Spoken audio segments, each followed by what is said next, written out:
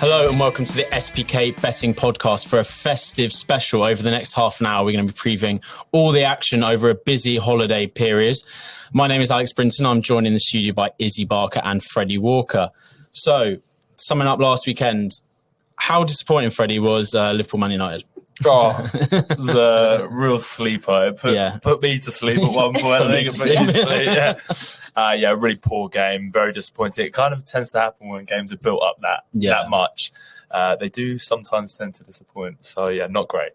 And Issy, you were at Arsenal Brighton. What have you got to share from us from that? Well, I was talking to Freddie before we started recording, and for me, it feels like this could be a turning point in Arsenal's kind of title charge. For me, it felt like, everyone talks up Brighton and how they play this attractive brand of football, but Arsenal made them look bang average. So if they can carry on with performances like that, then they're definitely in a shot for the title. I know Freddie's probably wincing at this, kiss of death, but... Yeah, the old commentator's curse. Yeah. And, unexpectedly, we saw City slip up again, only picking up a draw at home to Crystal Palace. How sort of surprised were you by that one? That was crazy. I can't believe from 2-0 up, they but drew to Palace. It was crazy. When it went 2-1, you still thought there's no way that City don't come away with 3 points. So yeah, that was another insane one. But I enjoyed it as an Arsenal player, I must say. And in terms of correct selections, there was no winner this week. All of us got 3 correct. I was probably the loser because I predicted a draw between Stockport and Sutton United, and the result was 8-0 for Stockport. And quite fairly received some online hate for that. So yeah, the trophy is, if you want to just put it right in the middle, I think that would be... We're all bang average. We're all bang average. The biggest game of the weekend is Liverpool-Arsenal. Freddie, we're going to start with you. You haven't won at Anfield in the league since September 2012, when the goal scorers were Santi Cazorla and Lucas Podolski. And Arteta was playing and he got booked. So he's probably going to get booked again, to be honest. You've had some really impressive performances this season, as Issy touched on there. Would a win here be the most impressive? 100%, because going to Anfield is not somewhere we like going. As you mentioned, 2012, the last time we've won there. It's been a horrendous place for us. A lot of 4-5-1s, not good for us. But we've had the Man City win this year, 1-0. Late goal from Martinelli. The Man U one, again, at the Emirates. Declan Rice getting his first goal. That was a pretty special game.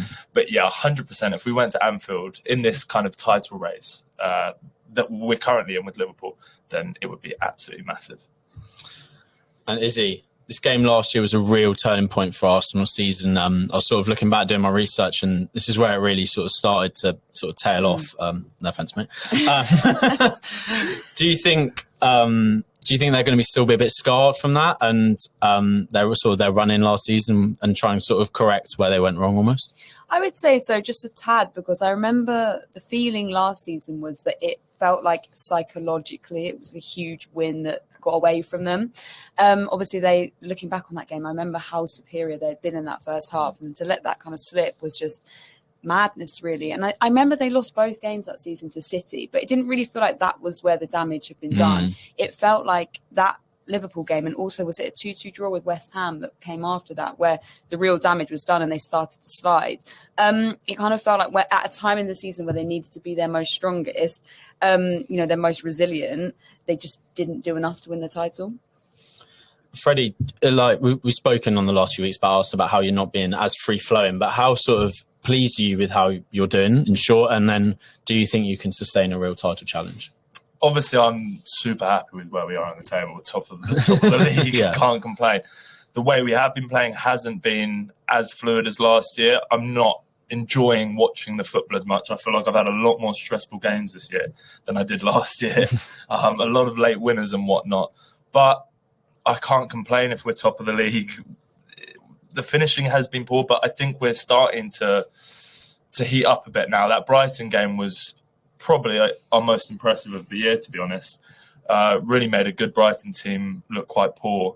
And Declan Rice, the £100 million signing, really, really dominating the midfield in that game and showing why he is worth £100 million and why he's one of the favourites to get PFA Player of the Year at this moment in time. So yeah, I'm pretty happy with how it's going right now. And is he on to Liverpool then? We touched on them a little bit. They're playing tonight against West Ham as well. How underwhelming were they on Sunday? And do you think Klopp... I can't see Klopp allowing them to be in that state again at the weekend. I think he'll really light a fire under them. Yeah, I completely agree. Before the match, he promised his full throttle performance from his players, and they were just so underwhelming. You know, the likes of Salah just looked miles off the pace. And I feel like, he will be kind of lighting a fire under his players, because even in the match, his body language, when I remember there was a point in the Man United game when Núñez kind of dilly-dallied with the ball and Klopp just looked at his bench and shook his head, you know. Yeah. He was not happy, and Van Dijk was left furious as well. So I think strong words will be had with, you know, the captain, the manager, with the players, to right those wrongs for sure. And having been in press conferences with Klopp, you know, he demands a lot from his players. He won't be accepting those standards. So yeah, for sure. Freddie, as an Arsenal fan, where do you think you have the edge on Liverpool? Well, I've been chatting to a few Liverpool fans, and they seem to think down the left with Martinelli, with Trent, and his defending. I think a lot's made of his defending, and I don't think it's actually as bad as... It's certainly not this year. It's not as bad as it's made out to be sometimes. But Martinelli has had some very good games against Trent and caused him a lot of trouble. But for me, the main area is the midfield. I think our midfield is much stronger than Liverpool's. McAllister's going to be out for the game. Declan Rice in there, we've spoken about him, unbelievable player. I think he'll dominate that midfield. And then Odegaard, I think he'll be able to find space. And he did one of the most beautiful passes against Brighton in that game, a lovely through ball to Saka. And if he can find space and execute passes like that, then we're going to be in a good place. And then Havertz as well in the midfield is heating up a bit now. You know, he's getting goals. He's actually looking like he's fitted into the team nicely now, and he's executing what Arteta seems to be asking of him. So that's an area where I think we could potentially win the game. Okay. And obviously, everyone always says if you win the midfield battle, then you're most of the way there to winning the game. So I think you might have a decent chance. Issy, we all saw it on the Arsenal documentary when Arteta decided to play You'll Never Walk Alone out of those speakers at training. There's plenty of talk about the atmosphere on Sunday being a bit subdued. Is he going to be turning those speakers down, or will they not even be turning up? I don't know. It'll just be a little bit tumbleweed when he puts them on. But I kind of spoke about it in the last pod, actually, how kind of the COP faithful have been saying that the atmosphere has been on the decline, kind of the old school fans. But I mean, you had Gary Neville on as a pundit saying that it's the worst atmosphere at Anfield he'd ever seen. I don't know if he meant for a Man United Liverpool match, I think he did say that. I mean, still, that's usually such a hot rivalry. And Onana was saying, I didn't even feel this legendary atmosphere that everyone talks about. I do feel, though, do you not think maybe Liverpool fans would be viewing the likes of, obviously there has been such an intense rivalry with United, but with Arsenal, maybe they're going to think that's more of an intense rivalry this season, and they're going to be in full voice. I think Jurgen Klopp will certainly be kind of not only rallying his players, but rallying the fans as well to get behind Liverpool, because this seems like a way bigger clash than yeah, definitely. Freddie, in short and sweet, how confident are you? Surprisingly, I am feeling quite confident. Okay.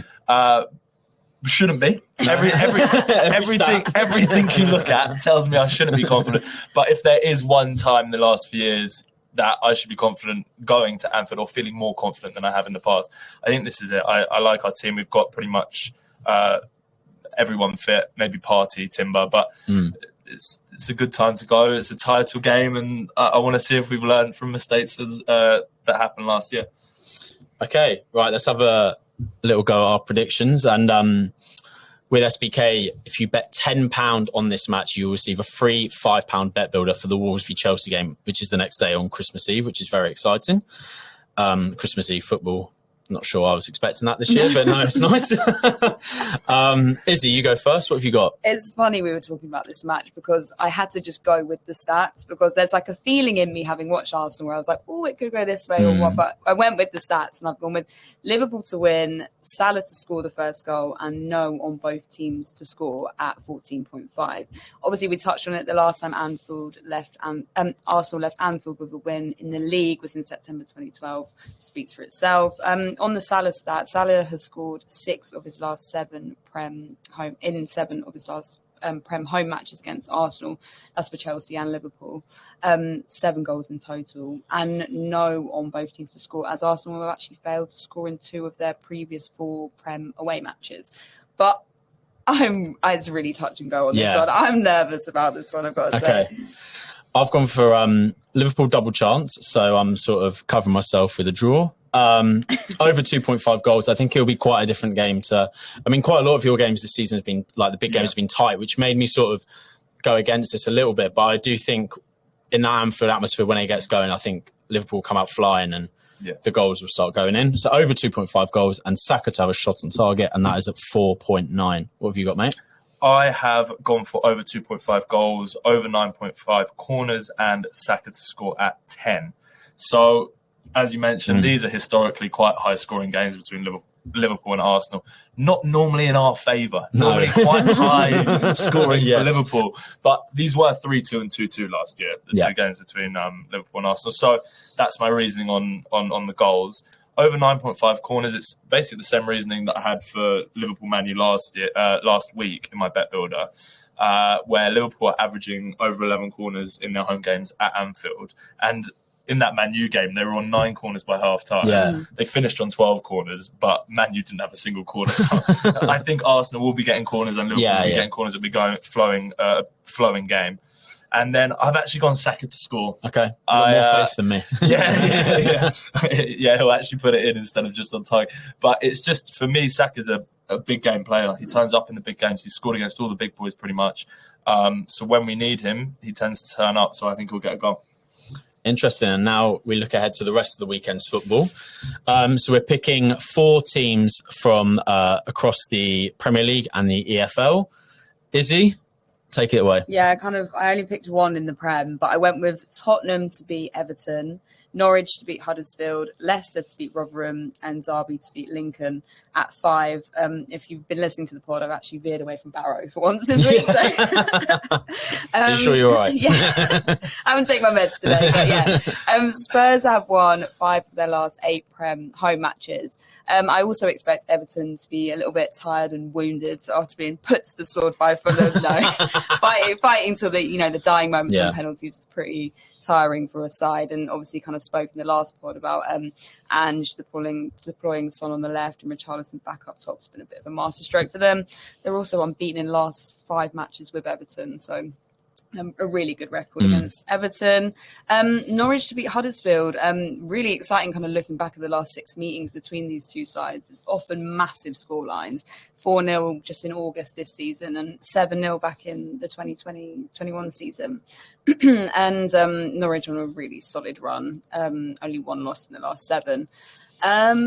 Leicester to beat Rotherham. This one kind of speaks for itself. First v last. Leicester have really made King Power a fortress. 27 points picked up at home this season, and Rotherham have only picked up 2 points on the road. So that kind of did the talking for me. And then just lastly, Derby to beat Lincoln. Obviously, although Derby kind of suffered an FA Cup exit to Crewe, they've put together a 6-match unbeaten streak in the league, collecting 16 goals in the process. They've also made their home a bit of a fortress as well, gone 8 matches without suffering defeat at Pride Park. So yeah, really looking forward to that one as well. And their last league loss was back in October. And that was at 5, I think I mentioned at the start. Yeah, very nice. I've gone for Fulham to beat Burnley.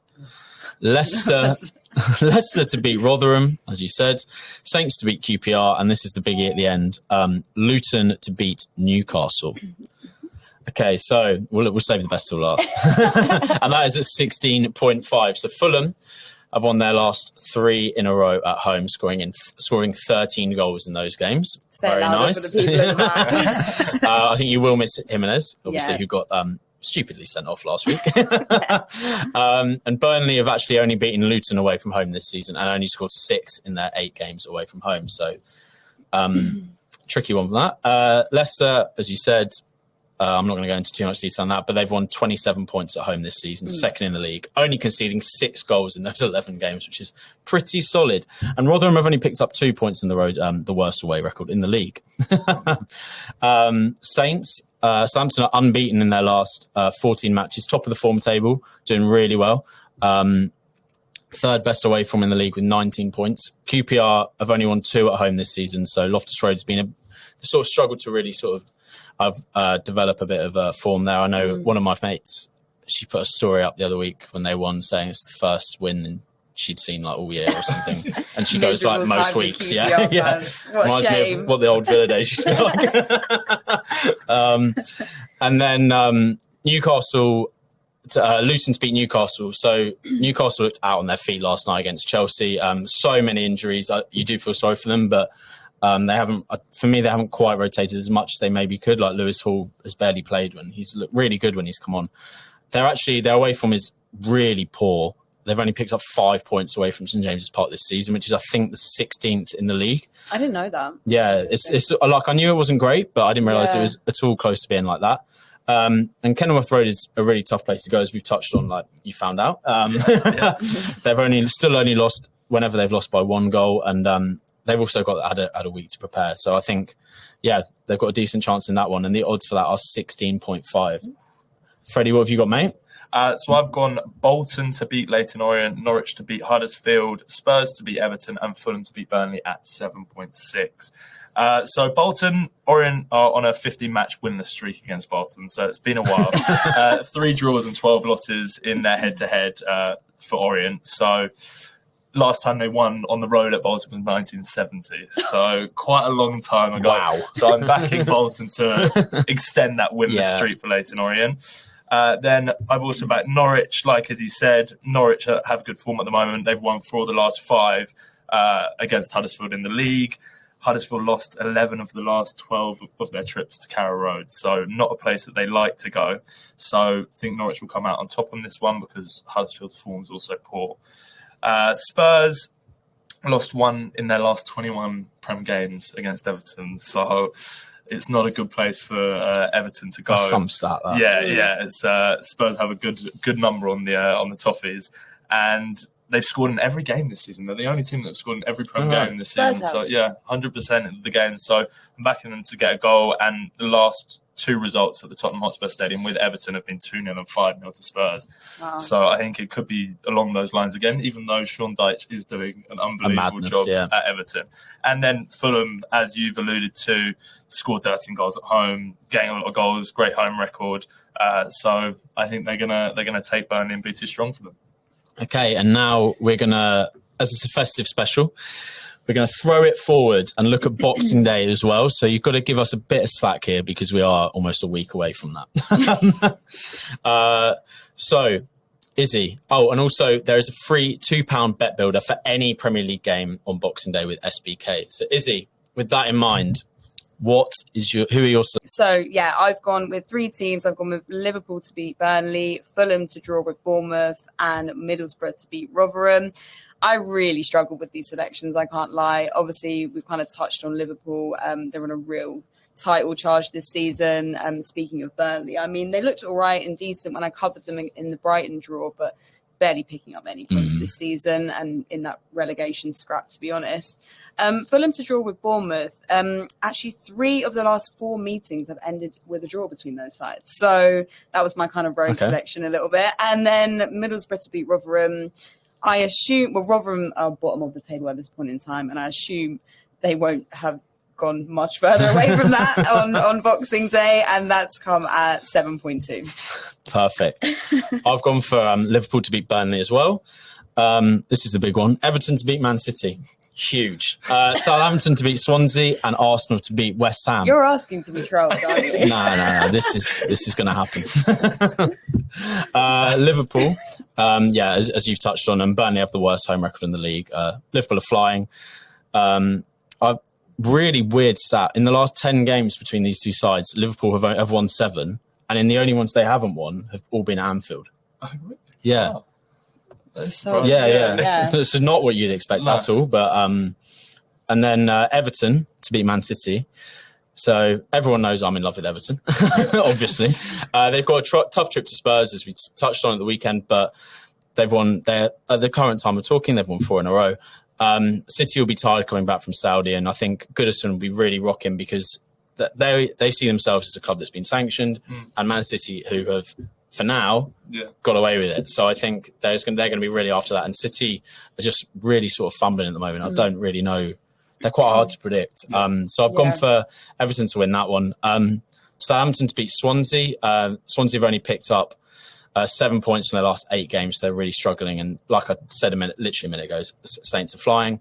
And Arsenal to beat West Ham. I think this could be tricky for you. I was quite impressed with West Ham on Sunday in their win over Wolves, but Arsenal third best home record in the league. And West Ham have not won at the Emirates since 2015. Freddie, what have you got, mate?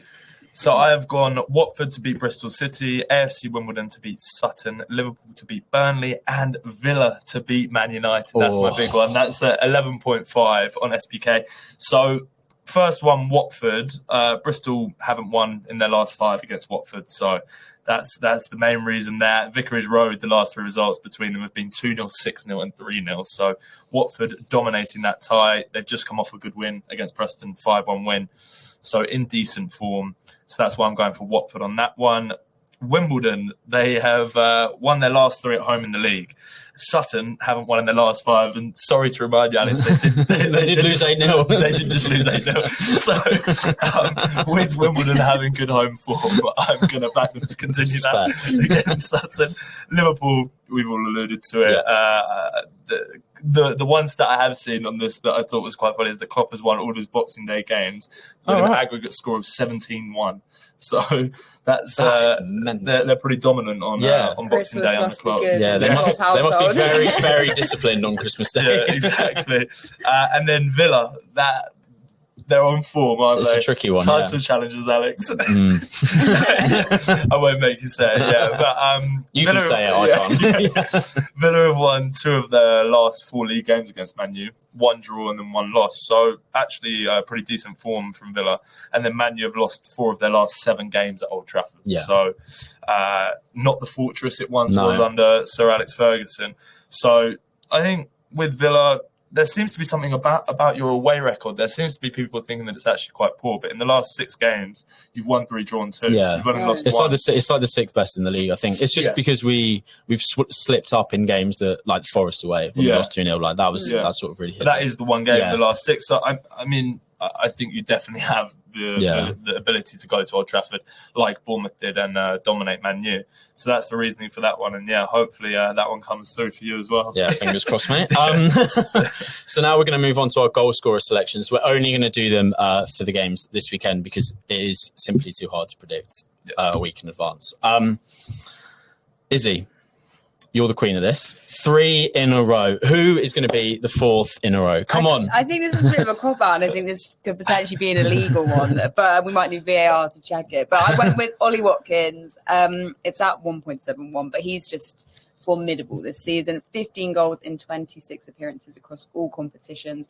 And then if you look, Aston Villa are playing Sheffield United, and they have the worst clean sheet record in the league, just have 1 all season. So that does the talking for itself.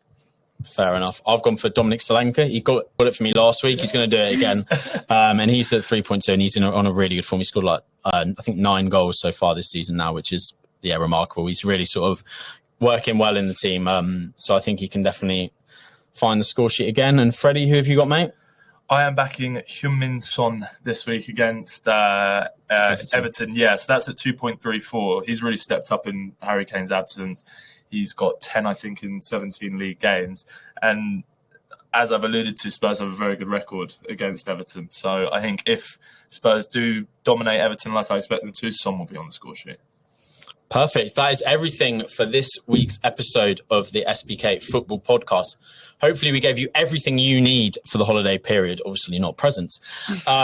Unfortunately, you will have to do without our dulcet tones for a couple of weeks, but we'll be back in the new year. Remember that new customers can get £30 in free bets with SBK when you sign up and you place the first bet of £10. T&Cs apply. Have a great holiday period.